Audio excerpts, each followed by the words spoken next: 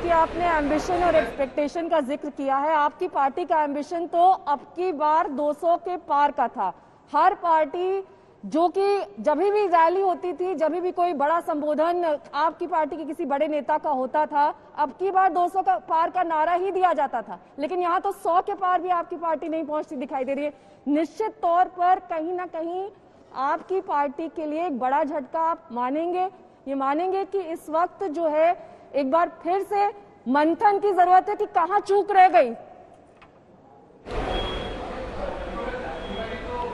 देखिए, मंथन तो जरूर होगा, लेकिन मैं आपके सवाल का जवाब देना चाहता हूं। जब भी कोई राजनीतिक दल चुनाव लड़ने के लिए जाता है तो वो छोटे लक्ष्य नहीं रखता है। हम बड़े लक्ष्य रख के लोगों के सामने जाते हैं और उस लक्ष्य को कैसे पूरा करें उसका पूरा प्रयास करते हैं। हमने बंगाल में भी यही किया। बहुत शुक्रिया अमित मालवीय जी हमसे बातचीत करने के लिए।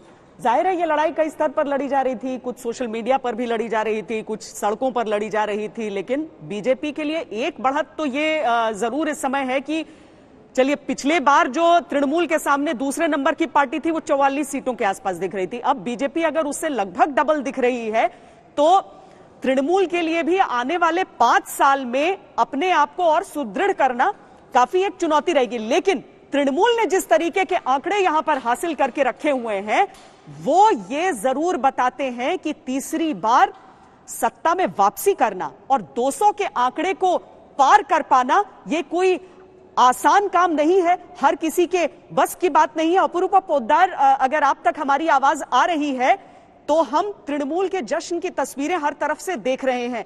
ममता दीदी अभी भी इंतजार कर रही हैं नंदीग्राम के नतीजे का।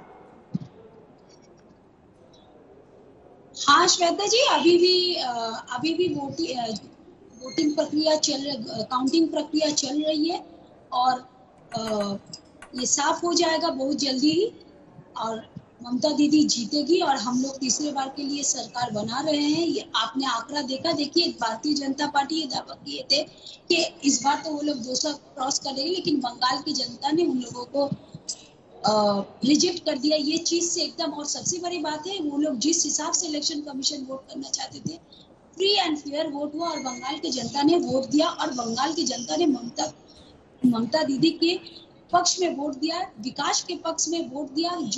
जो 365 दिन बंगाल की जनता के साथ रहा, उन लोगों के पक्ष में वोट दिया। बाहरी वालों का पक्ष में वोट नहीं दिया, क्योंकि वोट आए और गए। इसके बाद देखेंगे भारतीय जनता पार्टी कहीं नजर नहीं आएंगे, लेकिन हम लोग पब्लिक की सेवा में हमेशा हाजिर रहेंगे। जयंतो घोषाल जी भी लगातार हमारे साथ जुड़े हैं। जयंतो जी, जिस बात का जिक्र प्रभु चावला जी कर रहे थे कि सिर्फ लोकलाइज लीडर नहीं है ममता बनर्जी, एक नेशनल लीडर है और ये ताकत उन्होंने इस बार के चुनाव में दिखा दी है। ना एंटी इनकम्बेंसी फैक्टर उनके लिए काम किया, उसको भी उन्होंने परास्त कर दिया। वहां पर जितनी सीटें प्रत्याशित और जितने तमाम सर्वे थे बता रहे थे, उससे कहीं ज्यादा सीटें वहां वो लेकर आई हैं। दूसरी बात, जो बीजेपी के तमाम दिग्गज नेता थे वो उनके खिलाफ कैंपेन में लगे हुए थे। यहाँ single handedly Mamata Banerjee campaign को हैंडल कर रही थी। ये तमाम फैक्टर्स ममता बनर्जी के हित में। बिल्कुल, हाँ बिल्कुल। देखिए, जैसे प्रभु जी बोल रहे थे, हम तो 100% सहमत हैं। याद करना चाहिए कि 1984 में ममता बनर्जी पहले लोकसभा मेंबर बने, पश्चिम बंगाल के राजनीति बाद में, मतलब पहले तो लोकसभा से शुरू करे, रेल मिनिस्टर बने, रेल मिनिस्टर बनने के बाद चीफ मिनिस्टर बने। जैसे मोदी जी पहले चीफ मिनिस्टर बने फिर प्रधानमंत्री बने, मतलब वो स्टेट से सेंटर में आए, ममता सेंटर से स्टेट में गए थे। और ममता जी को ये इसीलिए हम लोग बार बार कहते हैं कि अंडर एस्टिमेट इसीलिए नहीं करना चाहिए कि साम दाम दंड भेद, जो चाणक्य के नीति जो अमित शाह जी के बारे में हम लोग बोलते रहते हैं और सही भी है, क्योंकि भाजपा को यहां ले आना इसके लिए भी एक सफलता है। लेकिन ममता को भी अंडर एस्टिमेट करना, मैं बहुत फ्रैंकली बता रहा हूं, मैं नवीन पटनायक जी को भी चुनाव में ओडिशा में गए थे, ये साम दाम दंडभेद नहीं देखा। तो ममता जी को ये मत अंडर एस्टिमेट कीजिए। वो जिले जिले में, जैसे मुर्शिदाबाद मालदा में जहां कांग्रेस के मुस्लिम वोट अभी तृणमूल में आ गया, इसमें भी बहुत सारे माइक्रो मैनेजमेंट है जिसके बारे में तृणमूल के बारे में नेशनल मीडिया, लोकल मीडिया में चर्चा नहीं था। तो मैं बहुत सारे माइक्रो इश्यूज को मैं ज्यादा बोलना नहीं चाहता हूं कि वो बहुत समय लगेगा, लेकिन मैं ये कहना चाहूंगा कि ममता को भी पता है कि कहां कहां फॉल्ट लाइन है।